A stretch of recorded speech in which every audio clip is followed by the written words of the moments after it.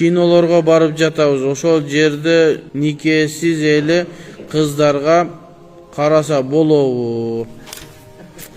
Эми өттө эле караңгы болбоңуз. Киного барып эле ошол жылаңач кыздарды көрүп калып атасызбы? Эми кыргыз кинолорун айтабыз да, биз жанагындай 18+ айтып аткан жокпуз. Кыргыз кинолоруна барып калсаң, өткөндө мен жанагы Карыз деген кинону көргүлө десе, бир жанагылардан ал жерге барбаш керек, ал жерде жылаңач аялдар бар, ошону көргөн кантип ошону дааваттап атат дейт. Эми аялда 1-2 аял эми кинода чыгып калган, ал жерде диний кино эмес, жалпы кино болгон. Как будто жашооңдо бардыгы хижап менен жүрөт да. Бүт жерде шундай сонун болуп жүрөсүң да, ана мен сени киного чакырып атам, ошол жерден бир аялды көрүп калганың арам деп атасың. Көчөдө жүргөнүң жылаңач жүрөт. Автобуска чыксаң кучакташып кетип атасың.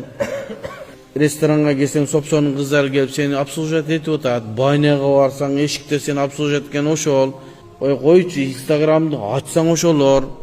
Анан тигил асмандан түшкөндөй колубуздан келишиче ушундай нерселердин көзүбүздү жумуп коебуз. Калгандарын көрө беребиз. Чубак ажын айткан сөзү бар эле. Кино көрөсүзбү десе, кино көрөм. Анча-мунча музыка чыгып калса, же аялдар чыгып калса, секирип дагы качпаймын. Эми азыр заман ушундай болуп калды.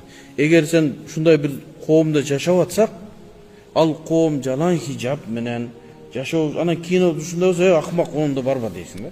Бар жогунда жылаңач жүрөсүң, аралашып. Ана киного келгенде эле такуу болуп каласыңбы?